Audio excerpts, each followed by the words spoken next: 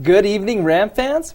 After a 2-week break, the Monday Night Sports Show is back and here to stay. I'm Brendon Fairbairn. And I'm Madeline Davis, here to get you caught up on what was a very busy weekend for CSU here on campus. After last Friday's disappointment, the Rams looked to bounce back against an SEC opponent. Were they able to pick up their first one of the year? Wait and see. CSU Volleyball hosted 3 matchups at Moby this weekend. Take a look at how they performed. And to end off the night, Hot or Not returns with a conversational twist. All of that and more on CTV Sports starting right now.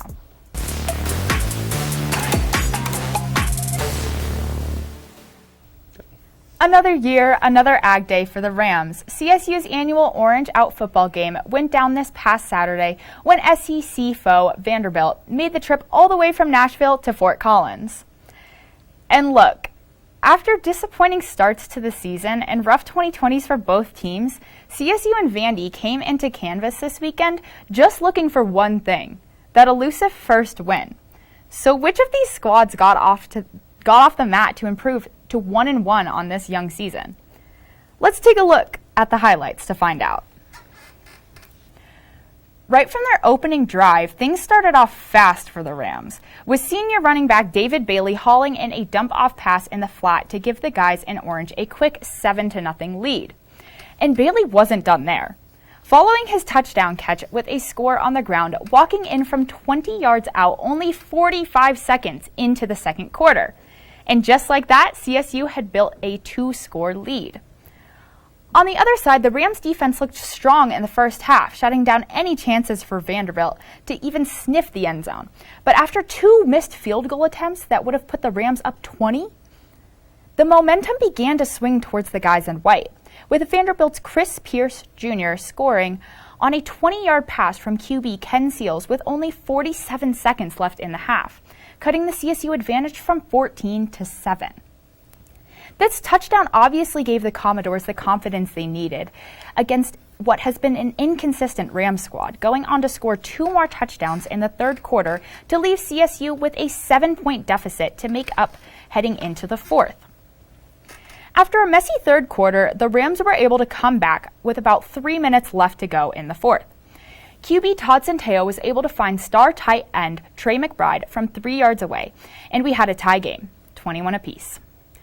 But unfortunately for CSU fans, it appeared that this touchdown was scored with a bit too much time left on the clock, allowing for Vanderbilt to head down the field and win it on a 38-yard field goal with 19 seconds to go. Coming into Saturday's game, the Rams were favored to win against an SEC team that has struggled immensely over the past couple seasons, not having won since 2019. But to the dismay of Rams country, this one did not go in the home team's favor, with the Doors taking this one 24-21. Naturally, with the loss comes a lot of fans upset with both how the team performed and the question marks the coaching staff leaves for the future. When asked if he was afraid that Colorado State's lack of recent success would cause players to leave, Coach Steve Adazio said this on Saturday night. This is the problem in our world today, right? This is exactly what the problem is. People want to say, hey, you feel sorry for yourself? I don't feel sorry for myself. I'm not going to drop my head. There ain't a coach on this program that'll drop their head. So it's my job to make sure we just keep swinging away, okay? Because that's all loser stuff. And it'll be my job to stay on top of that. You want to play big-time college football and you lose 2 games, you want to talk about how you're afraid you're going to lose the locker room? No, I'm not afraid of losing the locker room. We'll go down to Toledo with 32 people if we need to. Okay? That's just the way that's going to be. With the L, the Rams look forward to next week's game on the road against Toledo. And after a loss like this, it's clear that both Adazio and the players have some serious work to do in order to get their crew consistent enough to hang with other Division I football programs. Okay, after all of that with football, let's try to push past the negativity and into some success for CSU Athletics. Following a slow 1-3 start for CSU's volleyball team to open up the year, it looks like they've picked up the pace, winning all 3 of their games over the weekend. Their first matchup of the triple header pitted them against Southern Illinois University at Edwardsville, In this one, the Rams dominated the Cougars, hitting for an impressive .485 hitting percentage and 39 kills on the afternoon. Redshirt junior Sierra Pritchard led the Rams with 29 assists, while sophomore Karina Leber had 12 kills. CSU scored the first 8 points before the Cougars could even answer back. The biggest improvement for the Rams was in their blocking. In their last 4 matchups, that is where they really struggled, but on Friday, they seemed to get back to their old ways, totaling 8 blocks on the afternoon. When it was all said and done, the Rams took care of business, sweeping SIUE 3-0. But after only 5 hours of rest, the Rams took on the Oregon State Beavers in a thrilling 5-set match, where Coach Hilbert's team pulled it out 3-2. When you play 2 games in one day and have a long 5-set match, you have to rely on your bench players to pick up some slack. And that is exactly what CSU did Friday night. Sophomore middle blocker Naima Weathers played the final 3 sets in the middle against the Beavers. And her presence gave the Rams a much-needed boost on defense, where they had been struggling all night. Oregon State found some success with quick sets to the middle, with Lindsay Show posting 13 kills for the Beavers. Ultimately, this game was really close, only decided by 7 points. CSU's defense and depth on their roster is what gave them the edge against OSU. I believe this game was a huge confidence booster for the Rams, showing they can play 8 sets in one day and come out on top. They brought that newly founded confidence the next day against the University of Alabama at Birmingham. Heading into Saturday, it had been a long weekend for both the Blazers and the Rams. Both teams playing doubleheaders before Saturday's matchup. And probably due to how tired they were, the start to this game for the Rams was very sloppy, but evened out by the end of the first set. To start things off, UAB capitalized on CSU's mistakes to win the first set 26-24. In the second set, CSU finally found their groove, going on a 7-1 run. And they used this big lead to eventually win the set 25-15. The Rams would then take the next 2 sets to seal their third victory in 2 days. Against the Blazers, CSU was able to dominate the front court, going for an impressive 57 kills and a .33 hitting percentage. CSU needs to take this momentum into Thursday and Saturday when they take on their favorite opponent, the CU Buffs, in a home-and-home series. Traveling to Boulder Thursday for a late tip-off at 7, before returning to Moby to face off on Saturday at 1. The Rams have a chance to show the nation that they should be ranked again. But to do it, they'll have to take down the undefeated Buffaloes, who are on a 7-game win streak. We'll see how they do come Thursday. And volleyball was not the only sport that CSU found some success with last week, with the Lady Rams taking this Sunday's soccer match against Idaho State with a score of 6-0. Not only was this the Rams' first win of the season, but it was also the first win for Coach Keely Hagan with her new crew. Along with the victory, the 6 goals scored were also a new single-game record for Rams soccer. On Sunday, the Rams completely dominated things, outshooting the Bengals by 20, 15 of which were on goal. Junior middle Caitlin Abrams got the momentum rolling for CSU with their first goal of the game 27 minutes into the first half. And only 4 minutes later, Abrams' goal was followed up by another shot to the back of the net, this time by classmate Liv Layton. Both senior forwards Gracie Armstrong and Kristen Noonan also had big days, contributing 2 goals apiece to lead the Rams to that 6-0 final score. Overall, CSU saw a drastic improvement from their previous 4 games, which excited both players and Coach Hagan, who said, quote, "The hardest thing to do in our game is to score goals. This will hopefully give us a lot of confidence, and we're just going to continue at it. Regardless of the opponent, we executed today." End quote.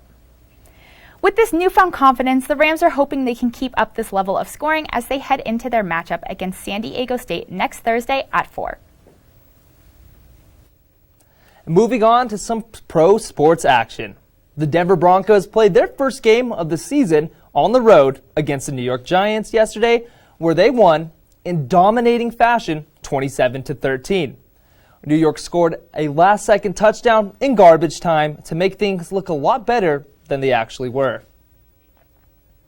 The Broncos offense started out yesterday looking a lot like their old selves, with the drive stalling at the Giants' 3-yard line, and on the following drive, Albert O fumbled in the red zone to take away another scoring chance for Denver.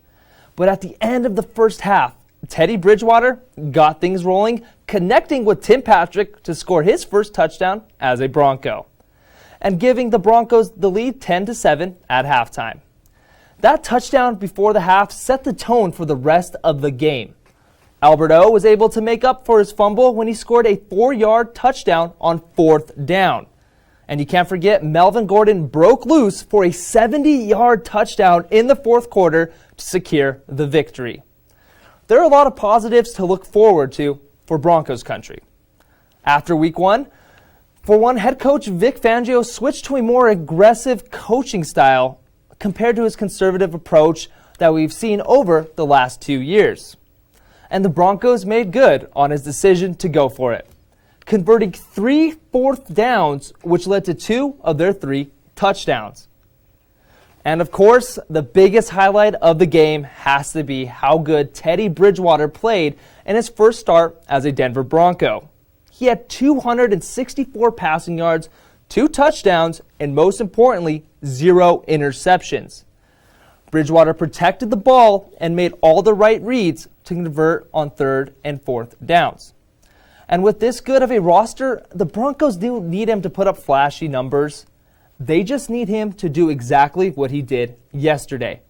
And if he does, Denver should win enough games to get them back to the playoffs for the first time in over 5 years. But don't go away. Don't go anywhere just yet. After the break, Madeline catches you up on all the moments you might have missed last week. Patriotism. It inspires passionate debate, and it's worn like a badge of honor with good reason, because it means love and devotion for one's country. But what really makes up this country of ours? It's the people. To love America is to love all Americans. This year, patriotism shouldn't just be about pride of country.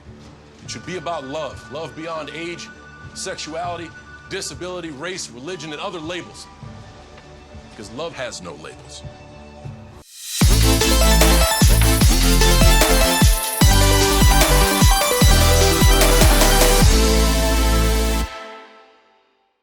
Welcome back from the break, Ram fans, and welcome to my segment, Missed Moments, where I get you caught up on some of last week's top moments you may have missed throughout sports.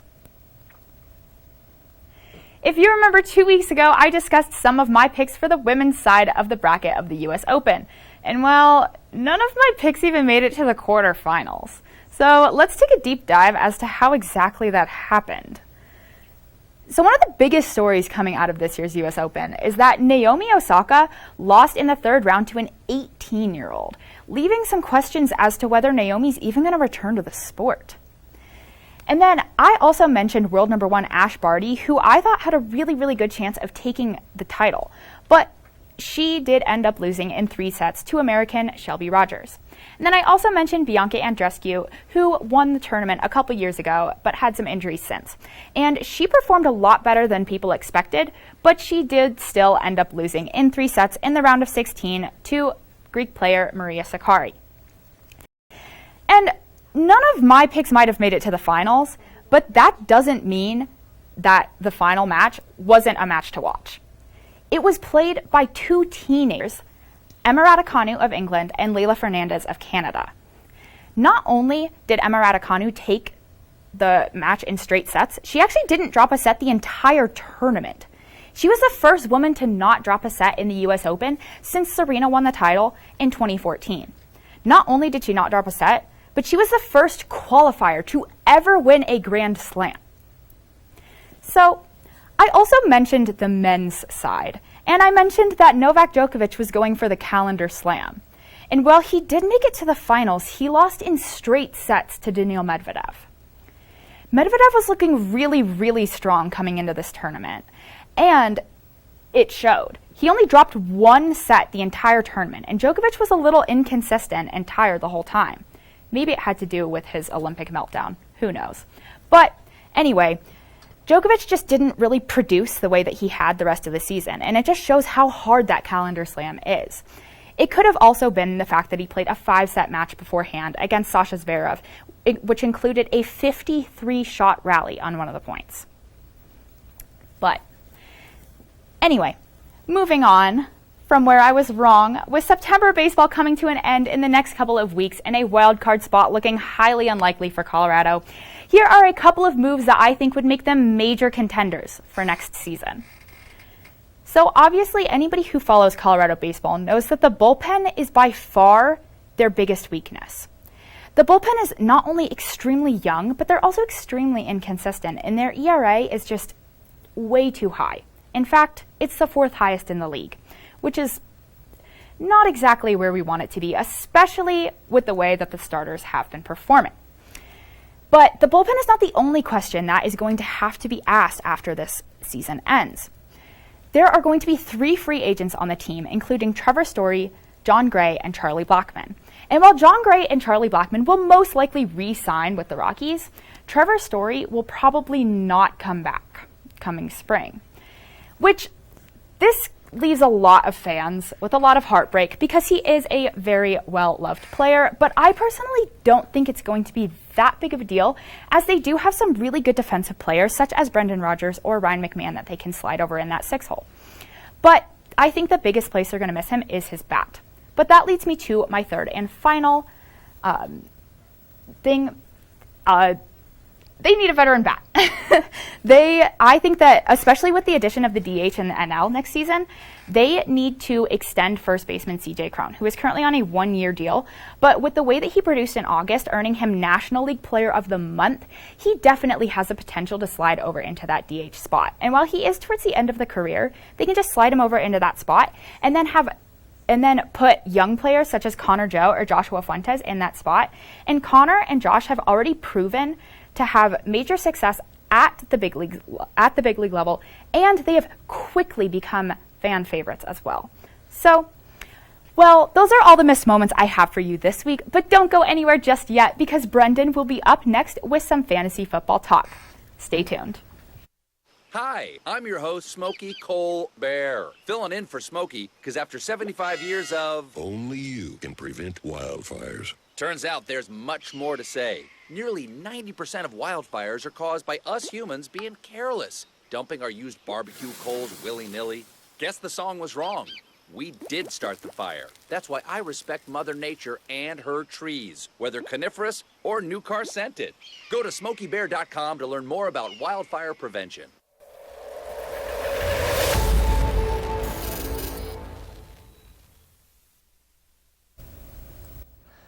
Thanks for sticking with us after the break, Rams, and welcome back to the waiver wire. Now that week 1 is almost over, I have 3 new players you should pick up before anyone else in your league does. Hopefully, these additions will give you some much-needed depth for your bench and even turn into consistent starters for 12-team leagues. Well, let's get it going. After scoring on a long bomb from Jimmy G yesterday, the first guy you should pick up right now, if you haven't already, is wide receiver Deebo Samuel of the San Francisco 49ers. After an injury-plagued 2020 season, many people wrote him off and didn't draft him, especially with how injury-prone quarterback Jimmy Garoppolo is, and with rookie quarterback Trey Lance threatening to take over at any time. But against the Lions, Deebo showed everyone that his foot fracture is no longer holding him back, hauling in 9 passes for 189 yards and a touchdown. Now, Detroit does have one of the weaker secondaries in the league, but he showed to be the clear number 1 target outside of tight end George Kittle. And second-year wide receiver Brandon Ayuk caught 0 passes due to a hamstring injury. Right now, picking up Deebo Samuel is a must if he's on waivers. He is only owned in 86% of leagues, according to ESPN Fantasy Football. This guy has the potential to become your wide receiver 1 if he keeps this production up. And speaking of NFC wideouts, another receiver you should target on the waiver wire is New Orleans Saints star Michael Thomas. You might think I'm crazy for telling you to pick up a player that won't possibly play until week 6, but the upside is absolutely worth it. He is only owned in 85% of leagues and is undoubtedly the Saints' #1 receiver when healthy. See, I get your concerns. Last year, Thomas was not healthy and only played 5 games, not scoring once. But from 2016 to 2019, he had over 1,000 yards receiving and 9 touchdowns each of those years. I know he's without Drew Brees anymore, but I have serious faith in 7th-year quarterback Jameis Winston, especially after his 5-touchdown performance against Green Bay yesterday. New Orleans has always been a pass-first team under Sean Payton, and Thomas can strive again in their system when healthy. Put him on your injured reserve spots on your roster and be patient. I promise the wait will be worth it. Moving things along, I have to go with Colts running back Nyheim Hines as my final waiver ad of the week. He has too much value for only being owned in 65% of leagues. Everyone thought the Colts backfield was crowded with Jonathan Taylor and Marlon Mack, but there were reports going into week 1 that Hines can get more touches, especially after signing a 3-year extension this weekend. And it looks like those reports were accurate, carrying the ball 9 times for 34 rushing yards and adding 8 targets for 48 receiving yards. He finished with 14.8 fantasy points on the day, which was more than Aaron Jones and Ezekiel Elliott combined, both first-round picks. Hines should have been rostered in all PPR leagues before this, but with Carson Wentz throwing 15 of his 38 passes to running backs, you have to like what that means for Nyheim Hines. He'll likely be in the flex conversation all season in PPR formats. He also plays in a weak AFC South division that has the Jacksonville Jaguars and the Houston Texans, which means more touches and upside for him. Well, that is all the fantasy football tips I have for you tonight. But don't worry, next week I'll be back with more players for you to sneakily pick up to give you that extra edge in your leagues. When we come back from the break, Madeline and I debate the future of CSU's athletics on Hot or Not. We'll be right back. I am what hunger looks like in America. I am an 8-year-old girl who's not excited for the last day of school. Because this may be the last time I'll have lunch. Till September. I am a single father of 2 who works 3 part-time jobs, and that's still not enough to put food on the table. I was created by artificial intelligence from faces of the 1 in 8 Americans who struggle with hunger. Feeding America, 200 food banks strong.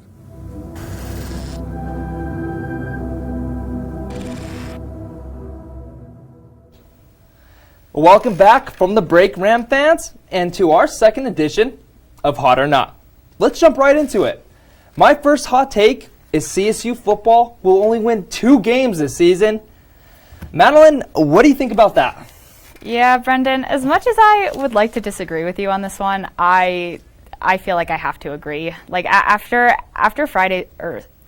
Saturday's outing, I don't see them doing very well this season. Yeah, no, I totally agree. I'm looking at their schedule right now, and the only team I see them beating is New Mexico. So I might have to go back on my hot take and say they're only winning 1 game this season. And even if that, I can easily see them going 0-12. I hate to say it, but CSU has a losing culture here. Joe Parker and Coach Adazio, I think they have to go. I think you have to rebuild. We have just too much talent. The facility, the stadium, you have to have winning seasons. And we're already losing recruits. 3-star recruit Luke McAllister, he decommitted. He was supposed to be the future quarterback of CSU. Just this morning, Malachi Medlock, he uncommitted to CSU as well. and they're going to just keep losing recruits, and the system's just going to keep going down. This is a culture thing. This is way deeper than how they're playing, because I believe they have talent. Trey McBride, Ryan Stonehouse, Dante Wright, I think they're amazing players. And the worst thing about this is that they're ranked 123 out of 130. That is absolutely embarrassing.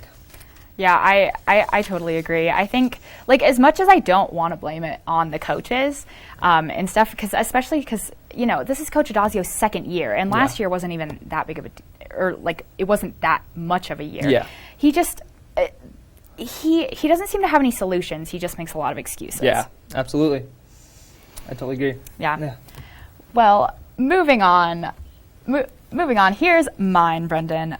I think that the Rockies can be a World Series contenders with the right transitions next season. What do you think about that? World Series contenders, huh? Yeah, that's definitely a hot take. They haven't made the playoffs since 2018, and they're on the track to on their third losing season in a row. Like you said in your segment, they had the worst bullpen or the fourth worst, in the league. I think they really need to fix that if there's going to be any chance of them even making the playoffs next year. How do you think they fix their bullpen? The bullpen that's difficult. And the biggest thing that they're going to have to do, which is something that they don't do very often, is they're going to have to spend money. They're going to have to go out there and they're going to have to get a free agent or two, or they're going to have to make some trades. It really just depends. I would love to see them. Adam Ottavino is going to be a free agent after this year. I would love to see them bring him back to Colorado, but it's probably not going to happen. And I think that Kenley Jansen is a good option for them because he's a little past their prime, which they like to go for that. And he hasn't had very good season. He hasn't had a very good season this year, but he's going to be a free agent. They do need a closer because Daniel Bard is not consistent. Yeah, I totally agree. Like you said, they haven't had a closer since 2017. But speaking of closers, for CSU's men's basketball team, I think David Roddy and Isaiah Stevens are absolutely, they closed the game. Isaiah Stevens making those clutch against Nevada last year, a half-court shot to win the game. So that brings me to my next hot take is I truly believe CSU men's basketball will make the March Madness tournament. Oh, 100%. There's not a doubt in my mind that they will not be in that tournament come March.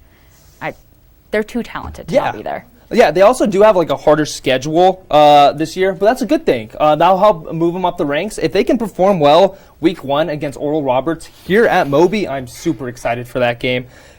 I think they can move up. They're already ranked 63 overall, and you only have to be top 64 to make March Madness. I really like how Moores and Thomas, they fill in the shoes for Cavacho. Those are big shoes to fill. Nico Carvacho was great for the Rams. One thing I really need from Adam Thistlewood, he needs to shoot a little bit more consistent from the arc. I think he's truly the best shooter on the team. He shot a .364 from the arc last season, and I think if you get him going and use him more in the three, I think they can easily make March Madness. I completely agree. Yeah. We'll see how that turns out come December, or actually, I think it's November, actually. Yeah. But, well, Ram fans, that's all the CSU action we have for tonight. Tune in tomorrow for Tuesday Night News. Thank you, and enjoy the rest of your Monday.